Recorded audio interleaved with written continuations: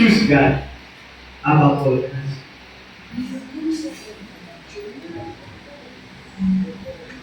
Bakit kailangan natin siliin ang Diyos? Alam mo, ang bawat isa sa atin, sabi nga po sa trivia, bawat araw ng isang tao ay 1,000 ang kanyang desisyon na ginagawa sa buhay. Yung pag-rapid niyo po ngayon sa church nito, dahil nag-decide po kayo, at yun ang isang bagay na abuting ginawa natin sa ating buhay. Maaari po bang sabihin natin sa iyong katabi, mapalad ka ngayong araw, kapatid. Mapalad ka ngayong araw, kapatid.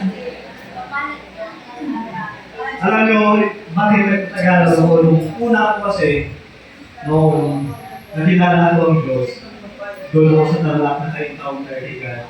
Almost 2 years ako doon na salita lang ng Diyos, napapakinggan mo, tinuturo sa amin yung salita ng Diyos, hanggang unti-unti binabago ng Diyos ang puso at isip ko hanggang nakasanayan ko ang salita ng Diyos. Pero pag salita niyo mga panahon, English, hindi ko na po sagad, wala ko na sana. Pero nasanay ako sa salita ng Tagalog at yun yung pinagin ng Natal Espiritu sa akin. Ngayon, pag-bulay-bulayin natin yung salita, bakit choose God above all else? Habang naging prayer mo dito sa may prayer house, prayer room, hinihingi mo sa Diyos, sabi ko, Lord, hindi yung gusto ko, hindi yung gusto mo. Kasi napakahirap manangan sa sarili mong karunungan. Kaya sabi sa Biblia, lahat ng iyong gagawin ay ipagsangguni mo sa Diyos. Ang lahat ng iyong mga plano ay isuko mo sa Diyos at gagabayan ng Diyos. Amen po ba? Amen. Bawat isa sa atin, meron tayong mga gustong maramdaman at gusto natin makamit sa buhay. Marami tayong mga hinahalad sa ating mga isipan, puso. Ngayong araw na ako gusto po natin maranasan ang presensya ng Diyos. Amen po ba? Amen. Praise God. Ngayon, babasahin po natin yung sinasabi sa Matthew chapter 13, verse 44. Sabi dito, ang kaharian ng langit ay katulad ng kayamanan na nakatago sa isang tao. Natagpuan ito ng isang tao, muli na itong itinago. Sa kanyang kagtakan, umalis siya, ipinagbili ang lahat ng kanyang ari-arian at binili ang bukid na iyon. Verse 45 to 46. Ang kaharian ng langit ay katulad din ng isang negosyanteng naghahanap ng mamahaling perlas. Nang makakita siya ng isang perlas na makahalaga, umalis siya at ipinagbili ang lahat ng kanyang ari-arian. At binili ang perlas na iyon. Hallelujah. Bawat isa sa atin merong pinakamahalaga sa ating buhay. Tama po ba? Maaaring iba sa atin negosyante. O yung iba sa atin, biglaan lang natagpo ng kayamanan. Ano yung feeling? Kung ano yung feeling mo na meron kang pinapahalagahan ng isang bagay, ayaw mo itong masira. Ayaw mo itong mawala. Gaya ito sa sinabi sa Biblia na ang isang tao na nakatagpo sa kanyang kayamanan sa mundo, nang makita niya yung kayamanan, bigla nang tinakpan, umuwi at ipinagbenta ang lahat ng meron sa kanya para bilhin ang pinakamahalaga. Ngayon, ano yung pinakamahalaga sa iyong buhay? Merong kwento, maliban dyan sa may mayaman at mayaman po ng isang budlo at handa niyang ibenta kung ano yung benta sa kanya para bilhin lang yung isang pinakamahalagang perlas. So, bawat isa sa atin, may hahalin tulad natin yung ating buhay sa Kanya. Meron tayong mga dala-dala o meron tayong mga kayamanan. Ano yung mga kayamanan na meron dito? Maraming bahay, sasakyan, pinag-aralan, pera. May mga kayamanan tayo na dala-dala. Pero kung ilagay natin sa spiritual na aspeto, dito natin maiintindihan yung sinasabi ng Panginoon. Maaari po ba natin basahin yung Matthew chapter 19, verse 16 to 22? Hallelujah. May isang lalaking lumapit kay Jesus at nagtanong, Guro, anong mabuting bagay ang dapat kong gawin upang magkaroon ako ng buhat na walang hanggan? Sumagot si Jesus, bakit mo ako tinatanong tungkol sa kung ano ang mabuti? Isa lang ang mabuti, ngunit kung ibig mong pumasok sa buhay na walang hanggan, tuparin mo ang mga utos. Narin mo babasahin yung verse 18, makikita ba namin? Hallelujah. Narin ba natin sumayan ako? Alin utos po? Lalaki. Sumagot si Jesus, huwag kang mamatay, huwag kang mangangalunya, huwag kang magnanakaw, huwag kang magsasabi ng kasinungalingan laban sa iyong kapwa. Igalang mo ang iyong ama at ina, at ibigin mo ang iyong kapwa tulad ng pag-ibig mo kung sarili. Sinabi ng binatang lalaki, tinutupad ko po ang lahat ng iyan. Ano pa po ang dapat kong gawin? Sumagot si Jesus, kung ibig mong maging ganap, umuwi ka at ipagbili mo ang iyong mga ari-arian at ipamahagi sa mga dukha. Ang pinagbilhan, sa gayon, magkakaroon ka ng kayamanan sa langit, pagkatapos bumalik ka at sumunod sa akin. Nang marinig ng binata ang salitang ito, siya ay umalis na malungkot sapagkat siya ay nakakayanan. Ito, makikita natin yung kwento. Gusto ng isang mayamang lalaki na magkaroon ng eternal life sa kanyang buhay. Pero dahil hindi niya totoong sinuko kung ano ang meron sa kanya para ipagpalit ng sana sa pinakamahalaga, ang nakakalungkot, siya ay tumalikod at lumayo sa Panginoon. Marami sa ating mga tao yun, mas pinakamahalaga sa atin yung mga bagay dito sa mundo kaysa sa pinakamahalaga na dapat natin gawin. Ngayon po, gusto kong siyasatin natin yung ating buhay. So magpatuloy ako. Ano ang mga sanhi kung bakit hindi pinipili ng mga tao ang Diyos? Hindi tayo magkakalayo doon sa kwento ng isang mayaman na gusto niyang sumunod sa Panginoon, pero dahil marami siyang pera, hindi niya kayang bitawan at sumunod siya sa kanyang kagustuhan. So ano yung mga kadahilanan? O ano ang mga sanhi? Bakit hindi pinipili ng tao ang Diyos? Number one, nakalimutan na ang halaga ng pagtutulungan. Nakalimutan na ang halaga ng pagtutulungan. Sabi nga po ito, check your heart. Arin ba natin, check yung ating puso ito. Sabi sa Jeremiah 17 verse 9, ang puso ng tao ay higit na nadadaya kaysa anumang bagay at lubang masama. Sino ang makakaunawa nito? According sa meditation, suriin natin at siyasatin ang ating pamumuhay at tayo'y magbalik loob kay Yahweh. Nakakalungkot, magpakinggan, pero ito ay katotohanan. Marami sa atin nakalimutan na ang halaga ng patutunguhan. Dahil mas pinupuna natin yung ating sarili. Ngayon, dito sasabi, tayo ay taga-langit. Sabi nga po, hindi tayo taga-lupa. Tayo ay taga-langit. Ngayon, yung taong meron tatlong katangian, the total man. Meron tayong soul, ito yung nakakaramdam. Emotion, sense, hearing, taste, and smell. Spirit, ito yung kapag namatay tayo, ito yung nawawala sa ating katawan. At yung ating katawan ay babalik sa po. So tatlong katangian yan na meron tayo. Pero, yung ating pinaka-importante sa ating buhay ay yung ating espiritu. Dahil anin mo yung pinaka-matikas ka. Oo, pinakamaganda. Pero lahat ng yun, habang tumatagal ka, nag-iiba hanggang sa ikay.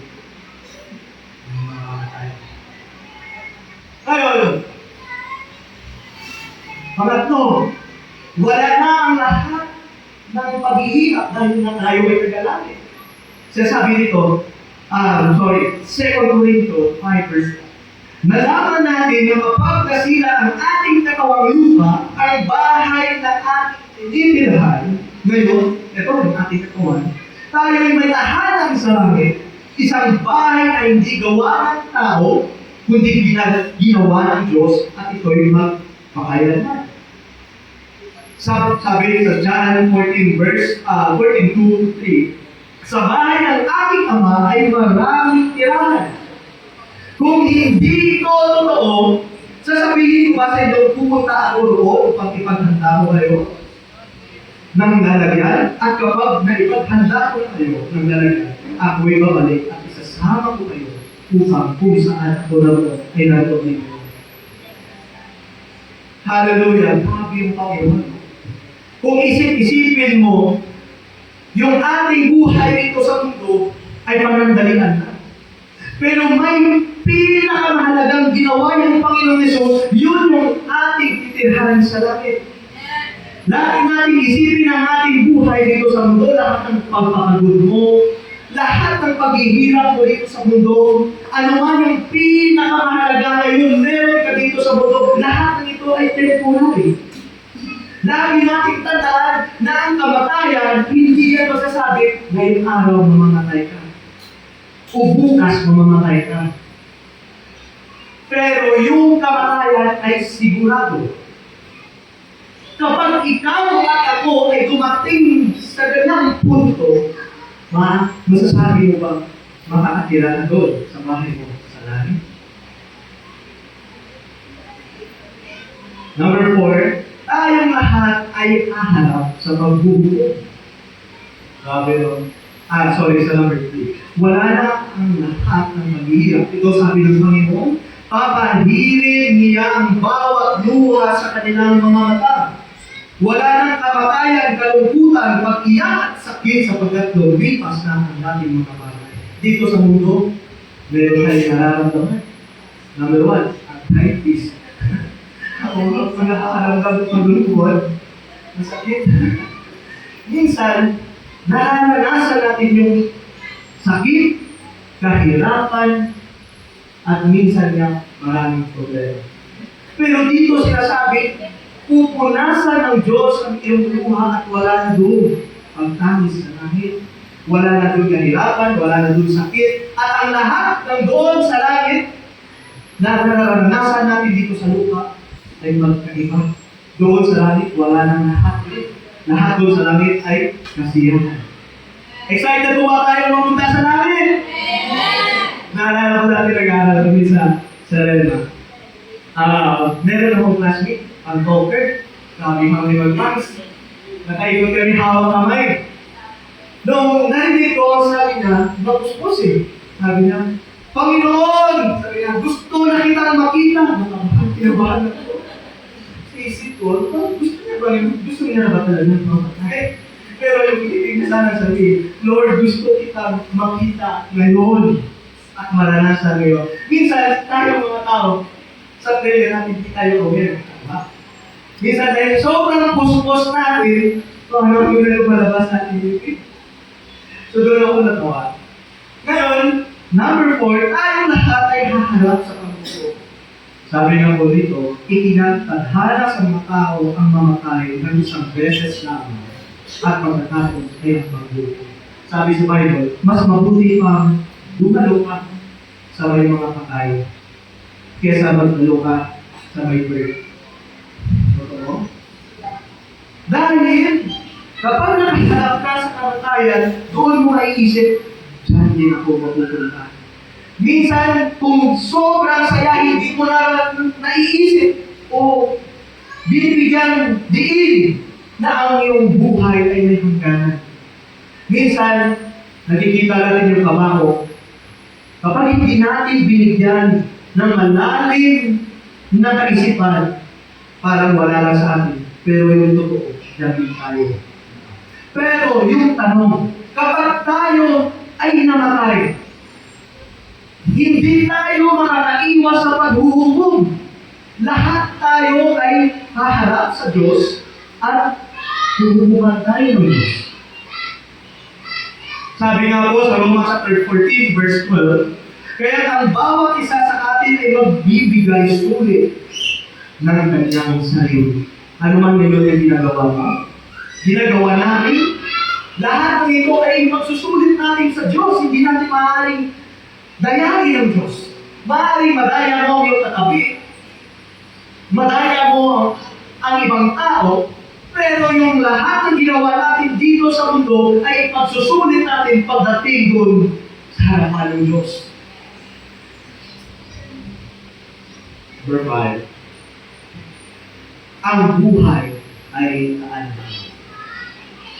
Sabi po rito sa James, hindi man lamang ninyo nalalaman kung ano ang mangyayari bukas. Ang buhay ninyo parang usok lamang. Sandali lo ilitaw at agad din nawawala. Kaya nga minsan, pag nakakita ka lang sobrang yaman, okay lang mayaman, nakapon. Pero yung mayaman na wala ng Panginoon, sobrang yabang, yung ibang mga sorry sa word, politiko, na tumatakbo na lang para sa pera. Hindi nila naiisip na ang lahat ng pag-iimpok nila dito sa mundo, kahit mga kasalanang gawain, kaya nilang patusin, hindi nila naiisip na ang kanilang buhay ay parang pusok lamang dito sa mundo. Parang bulaklak o parang damo sa parang na nakikita mo ngayon, nagbubukad ka, pero sa susunod, ito ay mamamatay. So, ang katotohanan ng buhay, lahat tayo ay mawawala. Ito, kung maaari, tignan natin dito. Di ba, minsan, pag tumatalo tayo sa libro, mayroong nakita. Yung una natin tinitignan, kailan ba ito namatay? July 26 na. Kahapon. O ngayon, sorry. 2026. Kailan ba ito? Pinanganak. Minsan, binibigyan natin diin yung kailan siya ipinanganak at kailan siya nawala. Pero ito, nakikita niyo ba yung the power of Dash? Maliit lang na bagay. Pero yan ang iyong buhay. Maliit lang yan na pagitan sa kailan ka ipinanganak at kailan ka namatay. Hindi importante kung kailan ka ipinanganak, hindi rin importante na kailan ka namatay. Ang pinaka-importante kung paano ka nabuhay. Maliit man yan, pero pinakamahalaga sa atin yan, paano mo ginamit ang iyong buhay habang ikaw ay nananatili dito sa mundo. Ngayon, bawat isa sa atin, maaari ko ba lang i-next? Sabi dito sa Psalms, chapter 90 verse 10, 70 taon ang haba ng aming buhay. 52 taon kung kami ay malakas. Ngunit ang mga tao yun ay puno ng hirap at dusa. Mabilis na lumipas at kami nawawala. Hallelujah! Maaari ko ba natin palakpakan si Lola Rosita, hindi lang siya 70 years old, hindi lang 80, but siya ay 100 years old dahil sa biyaya ng Diyos. Kapag lumapang tayo ng 70, praise God. Naging 80, napakalaking bonus. Umabot ng 100, pinagpala na talaga ng Diyos. Grabe yung, ako na-amaze kung magagamit natin yung magiging proud, ako proud ako na umabot yung lalo sino 100 plus. Dahil minsan ka lang makakita ng tao na 100 plus pero nagtatamu pa. Nagkakashare ko yun. Oo, nagkakashare. Opo. Yung iba nga umabot ng 50, naka-wheelchair mo eh. Nakatungkod. Pero simula Lucy, nakamunin naman niya ng Matungkod. Pero ito, nakikita natin, noong ipinanganak na maliit, hanggang sa nagkaroon ng trabaho, hanggang sa payuko ng payuko, hanggang sa nakaupo, hanggang sa nahiga. Buhay hukay, pakay. Yung buhay, hukay, at pakay. Sabi nga dito, the greatest tragedy is not death, but life without purpose. Amen. Natanong mo na ba sa sarili mo, Lord, bakit nga ako nandito sa mundo? Bakit ako nagbubuhay dito sa mundo? At bakit hindi mo pa ako kinukuha dito sa mundo? Dahil may purpose ka ba? So, sabi nga po, kung ako ay gumagawa ng palayo, at yung gusto kong gawin sa palayo ay triangle, may nakikita na ba yung palayo, triangle? Wala ba? So, walang dahilan yung palayo na bakit mo ako ginawang triangle? Walang dahilan, walang tanong na dapat marinig yung gumagawa dahil siya ang may lipa. Ngayon, maaari mo bang ang buhay mo ay parang isang kagamitan sa loob ng iyong bahay, sabi sa Biblia. Minsan kapag may mga bisita tayo, pag birthday, fiesta, lumalabas yung mga babasagin ng tao. Yung mga mangkok na magaganda. Yung magagandang baso, lumalabas.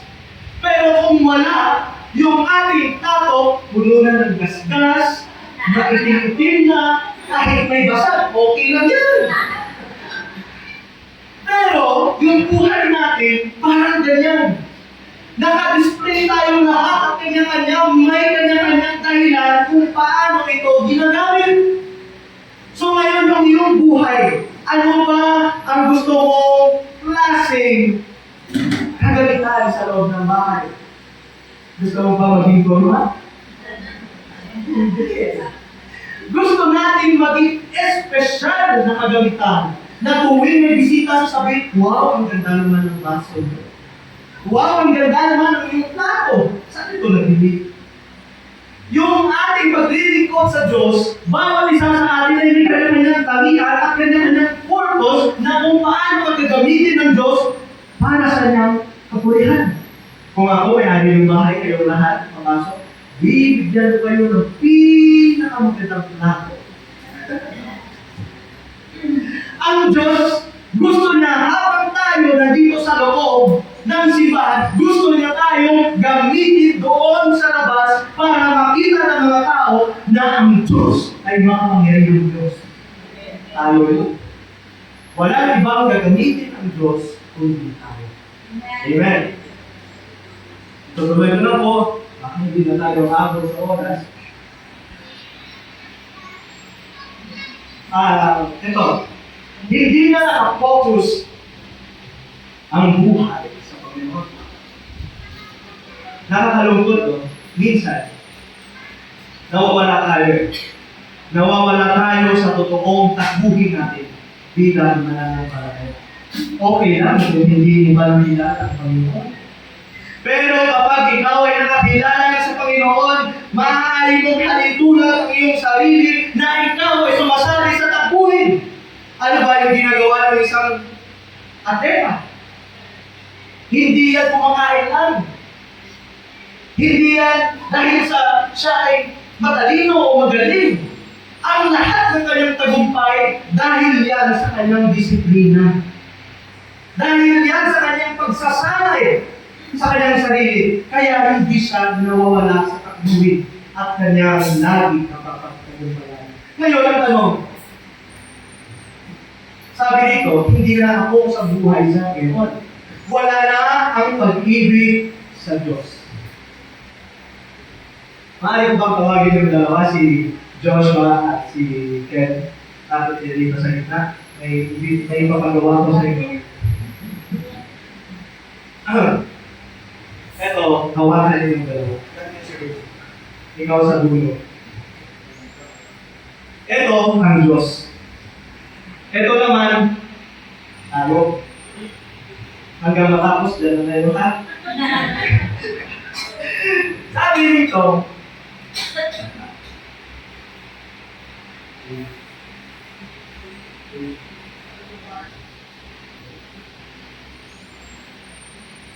wala na ang pag-ibig sa Diyos. Ngunit, sabi sa Biblia, sa Revelation chapter 2, verse 5, 4 to 5, ngunit may isang bagay na ayaw ko sa iyo, na wala na ang dating init ng pag-ibig mo sa akin. Alalahanin mo ang iyong kalagayan bago ka nahulog. Magsisika at gawin mo muli ang mga ginagawa mo noong una. Kung hindi ka magsisi, pupunta ako yan at alisin ko sa kanyang lalagyan ang inyong ginawa. Anong mga kadahilanan na minsan nawawala tayo? Nawawala ay pag-ibig natin sa Diyos. Dahil nga po, minsan, money, sabi dito, success, hindi mali yung success. Pero pag yung success na meron ka ngayon sa buhay mo, yung magiging dahilan para unti-unting kinatapyas ang pag-ibig mo sa Diyos, yun ang isang bagay na hindi na nakakanuhod sa Diyos. Possession, pleasure, distraction, social media, online games, ano pa? Busy sa schedule due to career. Minsan, ako sa totoo lang, napapansin ko, kapag hindi ka marunong magdisiplina sa iyong sarili, unti-unti nawawala ang iyong pag-ibig hanggang sa tuluyan ka na wala na sa Panginoon. Una, ang karibal ng Diyos ay ang social media. Pagtulog, social media. Pagkagising, social media, cellphone. Kapag walang ginagawa, cellphone. Para pakain yung oras, magse-cellphone. Saan ang disiplina? Saan na? Nasaan na ngayon yung iyong pag-ibig sa Diyos? Minsan, nakakalungkot. Tuwing linggo lang natin nararanasan yung presensya ng Diyos. How about Monday hanggang Saturday? Nandyan ba yung ating prayer life? Ito, sabi dito. Pagkakalayo sa Diyos. John 15, 5-6, malapit na ako. Ako ang puno ng ubas. Kayo ang mga sanga at nananatili sa akin at ako sa Kanya ay siyang nagbubunga ng marami sapagkat kung kayo ay malay sa akin, ay wala kayong magagawa, hindi na nanatili sa akin. Hindi na nanatili sa akin ang tinatapon tulad ng sanga at natutuyo. Pagkatapos, iniipon ang mga ito at tinatapon sa apoy at sinusunod. The question, kamusta na yung kumita mo sa Diyos? Yung prayer life mo sa Diyos? Nandyan pa ba yung halaga ng salita ng Diyos sa iyong buhay? O wala na? Ngayon, dito natin maiintindihan. Maaari ba natin i-next slide? Yung life ring with lifeline. Ito yung Diyos at ito yung tao. Sa barko, bawat port may umaakyat sa barko. Nag-inspect sa amin, inspection. Kapag yung life ring mo may tali ba o wala, kung walang tali, may penalty. Magbubul ka. Gaano kahalaga yung lifeline sa life ring? Minsan, eto, tao, ito ang Diyos. Sabi sa Bible, ako ang puno ng ubas at kayo ang mga sanga. Yung life ring, hinahagis ng Diyos sa atin. Tayo mismo ng mga tao, minsan, kahit sa loob na tayo ng church, minsan hindi tayo nakahawak sa lifeline. Nandito ka nga sa loob ng church, pero kung yung puso mo ay hindi nakakonect sa Diyos, mismo lang binibitawan mo ng lifeline. Yung purpose ng life ring, kapag may nalunod, nahulog sa aming bato, ang purpose ng life ring dahil mataas yung barko at malalim yung dagat, yung life ring na yan, hawakan namin yung tali, yung life ring, ihahagis namin doon sa baba, sa may tao, at yun yung hawakan ng tao. Ngayon, kung wala yung lubid na yan, ihahagis ko sa'yo yung life ring, may tendency, akalunin ka. Tama? Ganyan kahalaga yung lifeline natin sa Diyos na pinapakita ng Panginoon. Kung hindi mahalaga yan, hindi niya sasabihin sa kanyang salita, manatili kayo sa akin. Dahil kung hindi tayo manatili sa Diyos at hinahayaan natin yung ating buhay na malayo sa Diyos at tuwing Sunday na tayo pumapasok sa Diyos, napasakit sa puso ng Diyos. Hawakan natin ngayon yung lifeline na kagaya na sinabi ng Panginoon sa kanyang salita na manatili kayo sa akin sapagkat kayo ang sanga at ako ang puno ng ubas. Ano ba yung mangyayari sa isang sanga kapag hindi na nakulit sa puno? Unti-unti siyang nalalata at namamatay. Ngayon, Lunes hanggang Saturday, hindi ka na nga nag-pray, hindi ka na nga nag-worship. Pagdating ng Sunday, hindi ka pa a-attend. Ano nangyayari sa'yo? Malalanta at may tendency mamamatay. Hindi physical, but spiritual.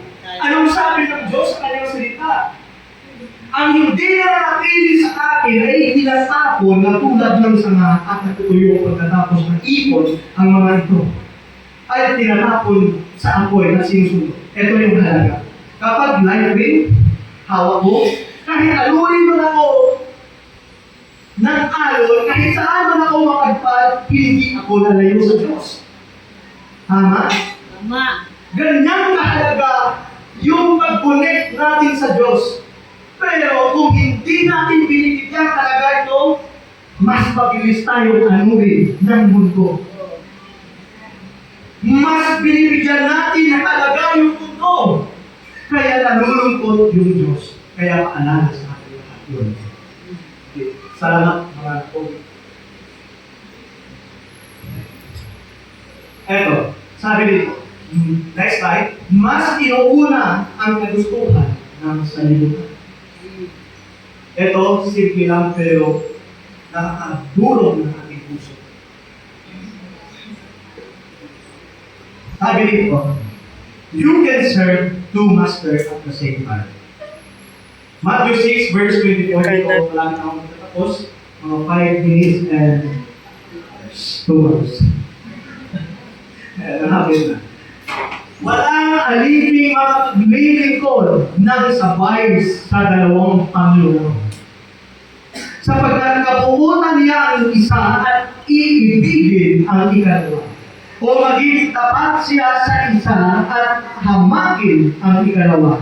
Hindi kayo makapaglilingkod ng sabay sa Diyos at sa kayamanan. Yung tanong, sino ngayon ang iyong inuuna? Inuuna mo ba yung kagustuhan ng salibutan? Anong sabi ba sa atin?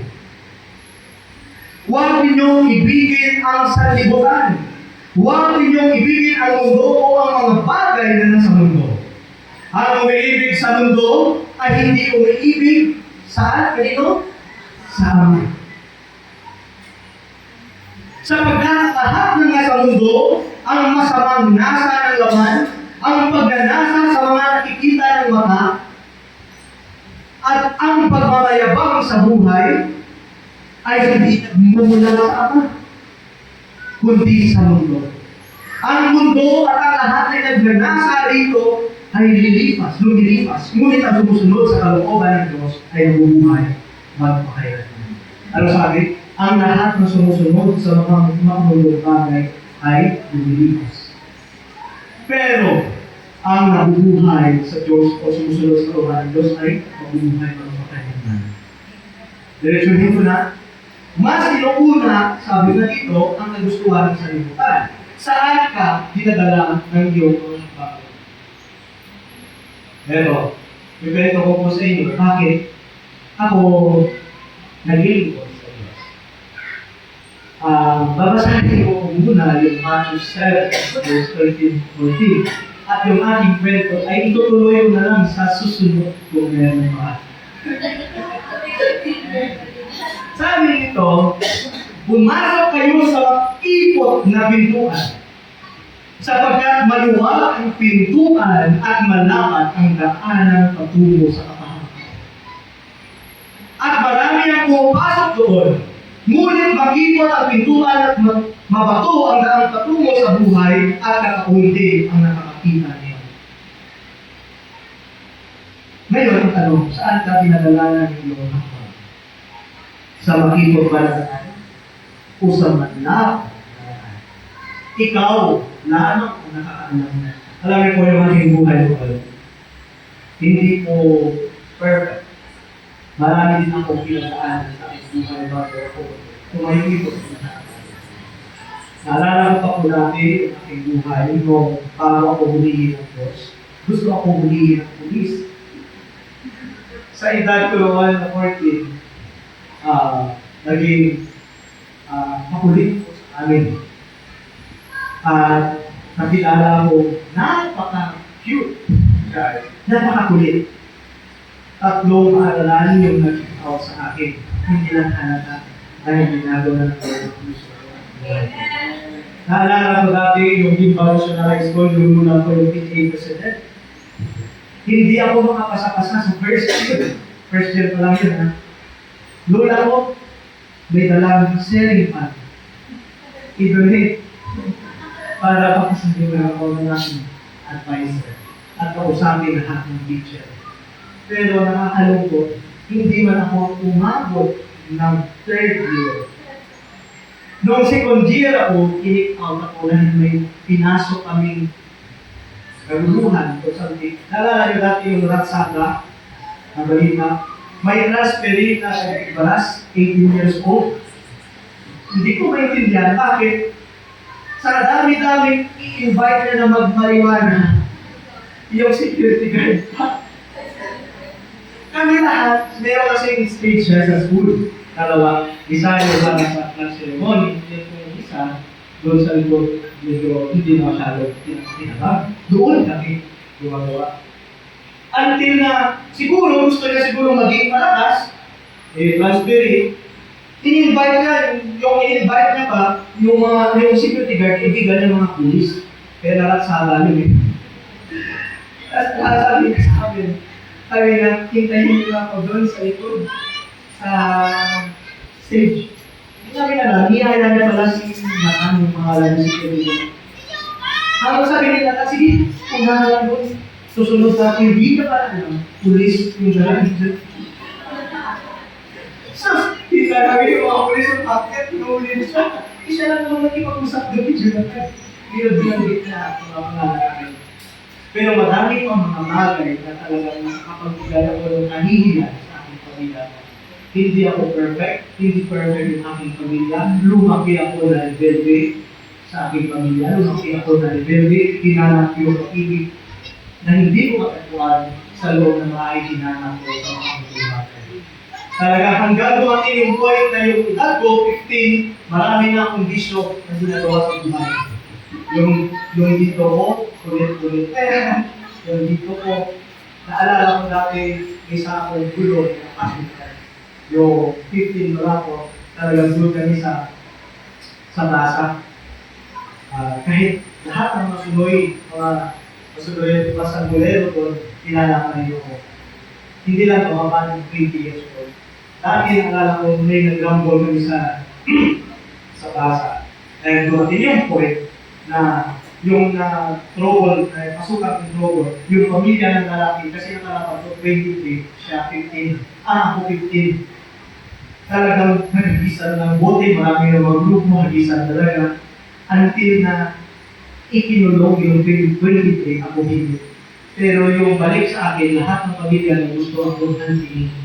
Sa libot, kilala siya sa Gimbal na talagang dati maraming veterano ng mga talagang kilalanan na nag-usap.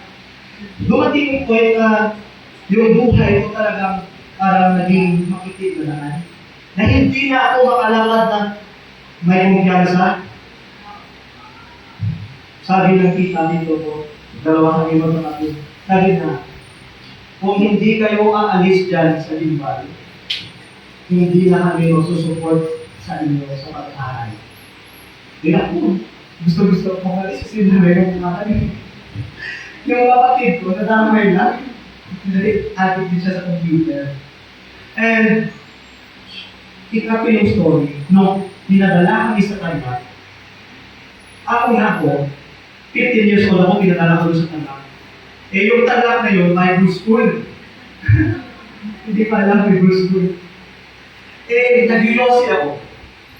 Tapos mga kaklase ko, anak ng pastor, mga pastor, yun lahat. Eh ako kahit Bible sa John 3:16, hindi ko alam hanapin. Tanungin ako sa Dota, nabisado ko yung computer. Ngayon, nag-yosi ako sa CR.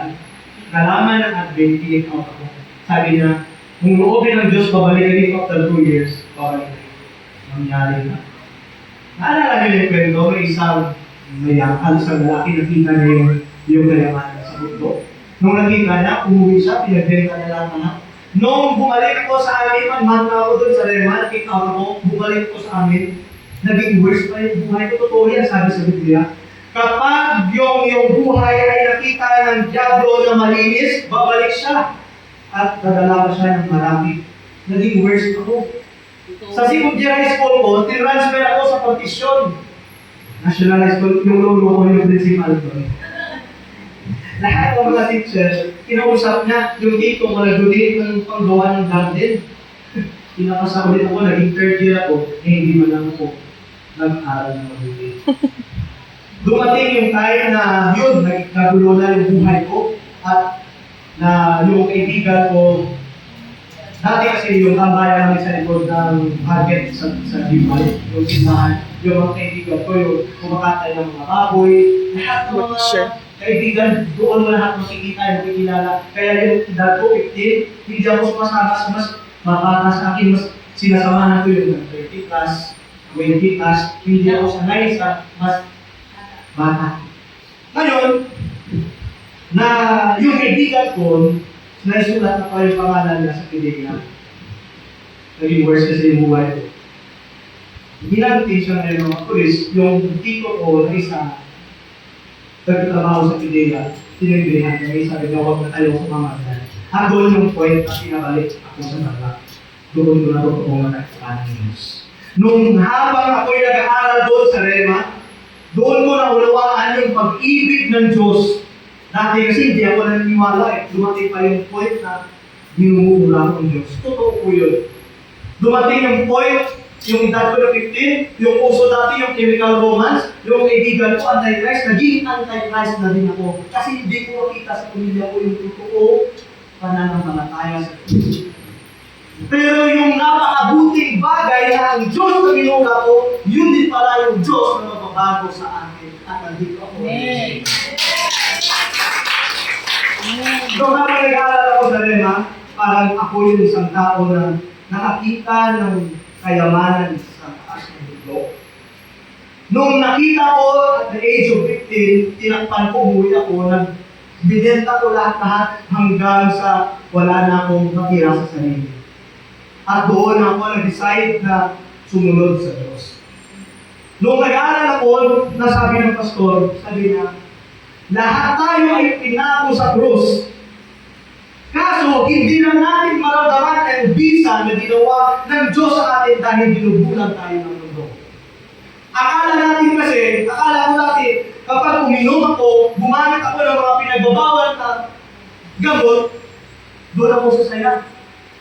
Yung anak ng kapitan, kaibigan ko, edad ko noong 16, siya, 20 plus, ngayon si Manager. Nagkikita kami. Sabi niya, hindi ako makapaniwala na naging ganyan ka na. Sabi niya, wala akong may tulad na pinakamakulit dito sa Gimay, maliban sa akin. Kasi dati siya 20 plus, ako 16, 15, nagsusumbong ka yan. Kasi mas madami ako mga kaibigan kaysa sa kanya. Ngayon, naiintindihan ko yung buhay. Na kapag yung buhay mo ay sinuko mo sa Diyos, bibigyan ka ng Diyos ng totoong direksyon. Kasi kung third year high school lang ako, nung nakagraduate ako sa Rema, kilala ko ang Diyos, nag-preach ako sa bus. Ayaw ko na may makita akong tao na binubulag ng Diablo. Gusto kong makita ng tao kung gaano kabuti ang Diyos, kaya ganyan na lang yung kailan ko. Bakit gusto kong babahagi yung salita niya? May mga pagkakataon na hahampasin tayo ng pagsubok sa mundo, hahampasin tayo ng mga pagsubok sa ating buhay, pero yung napakabuti hanggat may salita ng Diyos at umahawak ka sa Diyos, hindi ka nananalig sa Diyos. Amen. Ngayon, nakita ko nung time yun, ito yung bakit ako nagkagabi ng kahit. Hindi ako nakapag-apat ng third year ako, pero hindi ko pinagkaralan yung third year. Hindi rin ako nakapak ng fourth year high school. Noong time na na-board again ako doon sa Tarlac, 2 years yun, nag-aral ako ng ALS, Alternative Learning System. Lahat ng mga kasabayan ko doon, mga na-kick out din, yung maaga pang mabutis, yung kung ano-ano mga problema na meron sa kanila, nag-aral sila. Doon ko ginahagi si Jesus Cristo. Tawag nila dati sa akin, Pastor, hindi na ako, Pastor. Dahil nga, sabi sa Biblia, kapag nalaman mo ang katotohanan, ibabahagi mo ang katotohanan. Sabi sa Biblia, sa Revelation, tinanggap mo yung tubig na iniinom mo na libre, ibigay mo rin na libre. Ikaw ba? May titiis mo ba yung kapwa mo na nililim lang ang diablo? Di ba? Hindi. So ngayon, ipupusin ko at magtatapos ako dito. Hallelujah. Sabi dito, maging mapagbantay. Maging handa kayo at magbantay. Ang diablo, ang kaaway ninyo, ay parang roaring lion na aalig-aligid na naghanap ng masisina. Ngayon, tignan mo ang iyong sarili. Meron pa ba ikaw, meron pa ba sa puso mo na salita ng Diyos? Humahawak ka pa ba sa Diyos? Dahil kung hindi ka humahawak at wala ng salita ng Diyos, hindi mo mararamdaman na ikaw ay binubugbog ng Satanas. Kahit gaano ka kagaling, bigyan kita ng piring sa mata, ipapasok kita sa boxing ring, hindi mo nakikita yung kaaway mo, kawawa ka sa kanya. Kaya kapag gusto mong maranasan yung presensya ng Diyos, lagi tayong mapagbantay. Bantayan natin yung ating sarili. Kapag tinatamad yung manalangin, ito na yung oras para ipaglaban mo sa panalangin dahil ginagamit ng diablo na ikaw ay patamahin para hindi ka lang makapanalangin. Amen? Last, ito, nakalimutan na niya ang kanyang tunay na halaga at pagkakilanlan. Ano ba talaga ang tunay na halaga ng iyong pagkatao? Meron dito kwento sa Bible, babasahin ko. Si Jacob, sabi dito, kung gayon, sabi ni Jacob, sumumpa ka muna. Ito yung kwento kasi. Si Esau, pangalan yan. At yung bunso niyang kapatid, si Jacob. Si Esau magaling yan, mga nasoy. Ngayon, dumating tayo na galing sa mga naso si Esau, nagutom. Siguro sa kakahabol o kakakapyat, hindi mo alam, nauuhaw, nagugutom, hindi siguro ng alusal, umuwi ng hapon.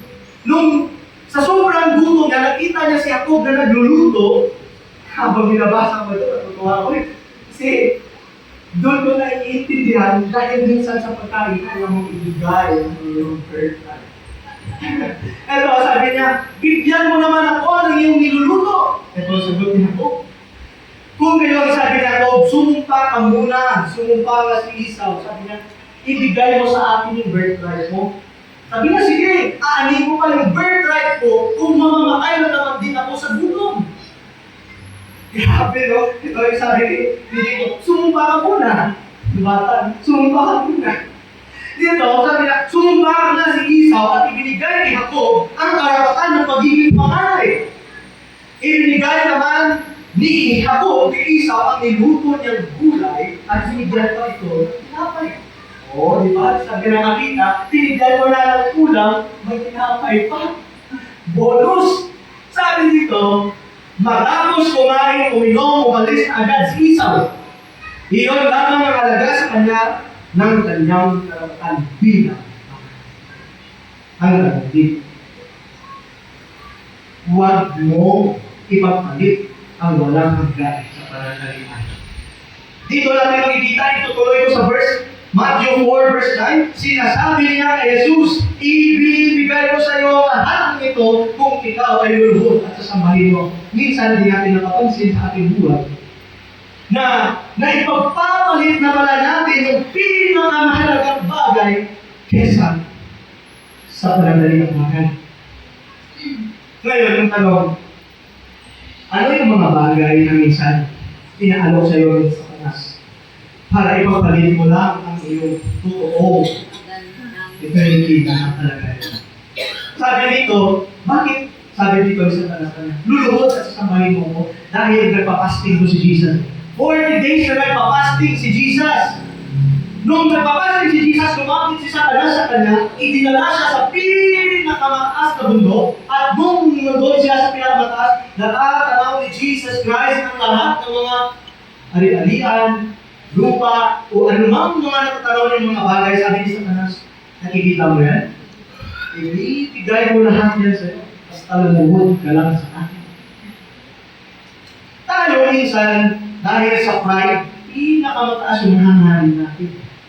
Nung dumating na tayo sa pinakamataas na gusto natin, minsan yung Satanas, itetempe. Huwag ka lang umattend ng Sunday. Sayang yung sales. Huwag natin sa sobrang seryoso ko sa business. Ay ako na din. 2022, 2023, wala ba yan nagbibenta sa like, nagbibenta na ako dyan hanggang sa lumami. Nung time na nakahawak ako ng araw-araw malaking pera, parang gusto ko palagi, mas malaki pa kaysa kahapon. Ganun ka-eager or something na, gusto kong mapunuan yung kung anong gusto ko. Dumating yung point na Sunday, hindi na talaga ako nag-church. Totoo po yun. Dumating kasi yung point na yung business, grabe na yung demand. Dumami yung tao, 2022 yun, 2023. Naging apat bigla yung heart ko. Tapos, every Sunday, mas madami kasi yung tao na namamasya doon sa diet kumpara mo sa Lunes at Friday. Saturday at Sunday yun ang pinakamadami. Doon ko naman meron na compromise. Hindi ko na mamalayan yung bulukod na pala ako sa Satanas. Kasi nag-iisip ko, mas malaki yung kikitain ko eh. Pero hindi ko napapansin. Si Satanas pala nagsabi, ibibigay ko sa iyo lahat to. Lumuhod ka lang sa akin. Bawat araw, hindi na ako masyado nag-play. Until dumating yung time, mga sharing, nag-iba na yung business ko. Until ngayon, masasabi ko, minsan kapag hindi mo talaga hindi ka magbantay, yung kaaway, parang boring tayo na ready to devour. So, ito yung challenge sa akin. Huwag ipagpalit ang walang hanggan sa pananalian. Diba? Sabi ko yun, sapagkat ano ang mapapala ng isang tao? Ano mapapala ng isang tao makamtan man niya ang buong mundo kung mapapahamak naman ang kanyang buhay? Ano ang mabibigay ng tao upang mabawi niya ang kanyang buhay? Isipin natin ngayon, dito na kapagkatapos. Isipin natin ngayon, aanhin mo lahat ng meron ka ngayon sa mundo. Kung alam mo yung buhay mo dito hanggang 70 lang, hanggang 80, hanggang 100, bonus na po yun. Pero yung ipinagpapalit mo naman, yung 100,000 years, billion years, at walang katapusan. Hindi lang yung billion years, but eternity, walang hangganan. Ngayon, ipagpapalit mo lang sa isang mangkok ang iyong halaga. Huwag tayo maging katulad ng isaw. Nasa maliit na kaginawaan ay ipinagpalit niya yung panghabang buhay na dadalhin niya sa kanyang sarili, yung regret. Doon, mga kapatid, sabi nga kanina sa ating unang topic, meron tayong pagbubuo. Yung pagbubuo, bawat isa sa atin ay nahanap. Ngayon, kung mamamatay na tayo ngayon, ano yung silbi ng ating pinaghirapan dito sa mundo kung ang lahat ng ito ay hindi naman natin madadala? 70? Kung sa aeroplano pa, palipad ka eh. Hanggang sa nag-iedad hanggang 80, pag ganyan ka na. So, maging makabuluhan na dapat ang ating mga buhay. Hindi lang dumating doon, ba't habang tayo ay palipad pa lang, bigyan na natin dahilan bakit tayo nagkakaroon ng pag-asa dahil mahal natin ang Diyos at naramdaman natin yung pag-ibig ng Diyos. Amen po ba? Minsan, yung inaatake ng diablo, yung mga natutulog. May natutulog ba dito? Wala na siguro. Siguro sa iba, meron.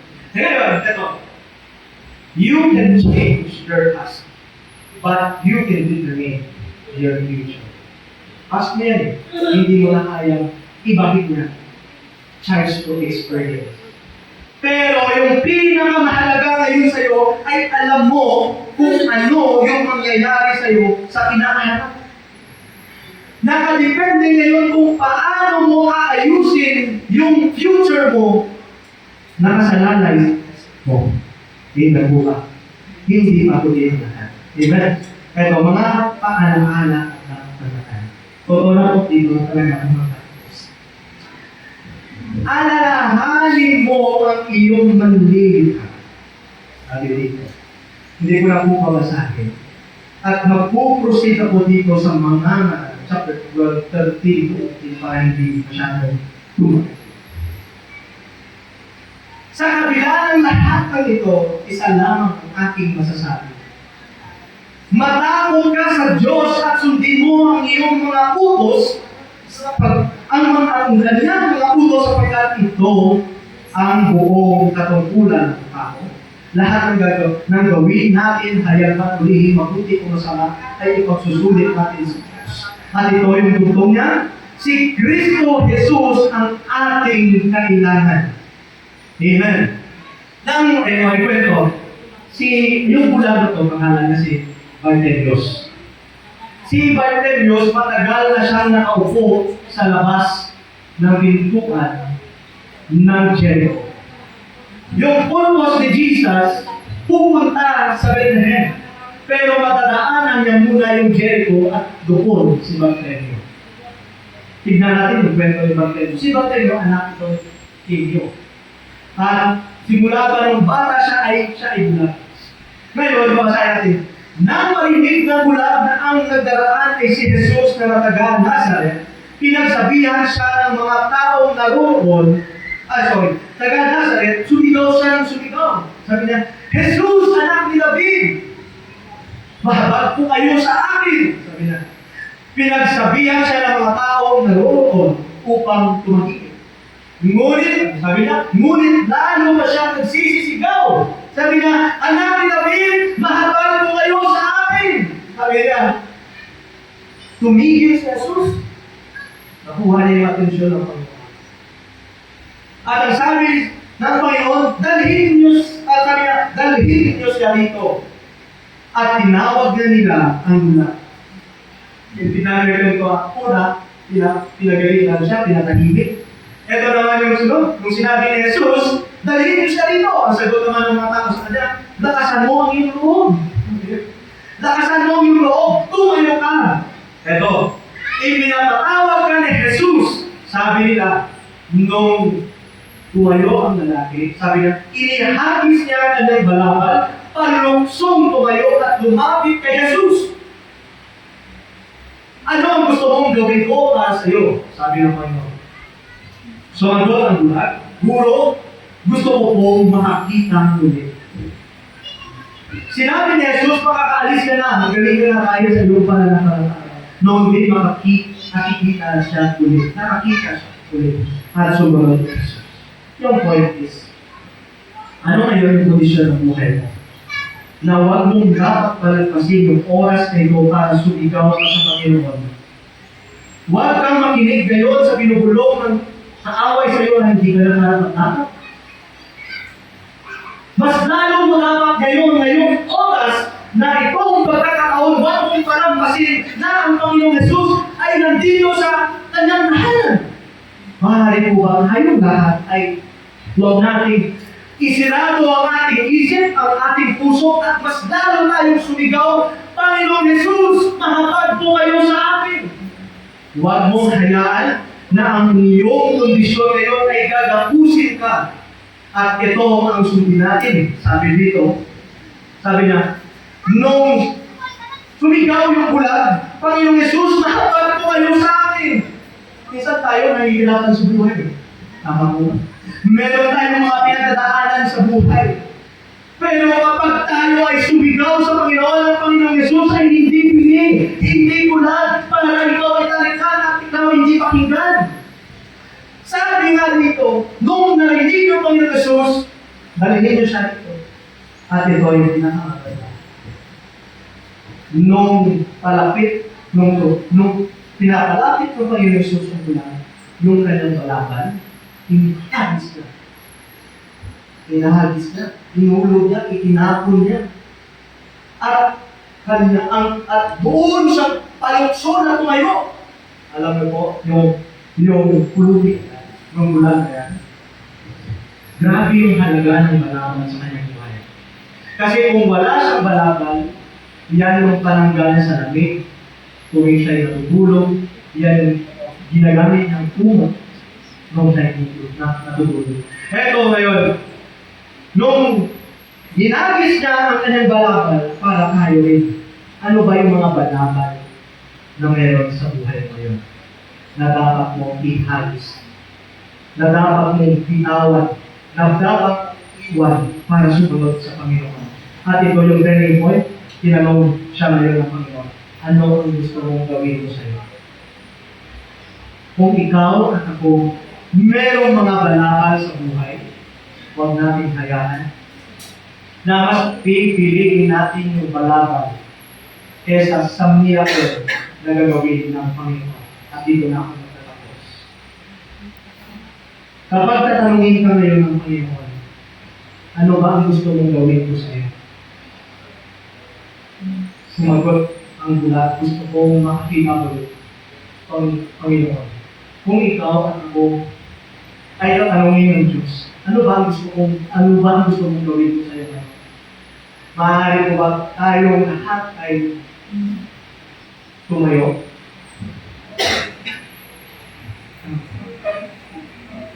Sa pagtayo natin, hindi man natin alam kung ano yung puso, yung isipan, pero po yung bulakit.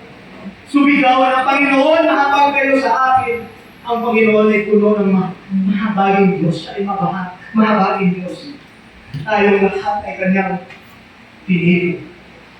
Ngayon sa oras na ito, ano ang dapat mong ihagis sa iyong buhay na kagaya ng balaban? Para piliin lang yung gagawin sa iyo ng Diyos na milagro. Alam niyo po yung kwento dito, yung unang pagdilat ng kanyang mata, ang Panginoon Hesus agad. Ngayon, walang ibang makakakita sa puso mo kundi ang Diyos na.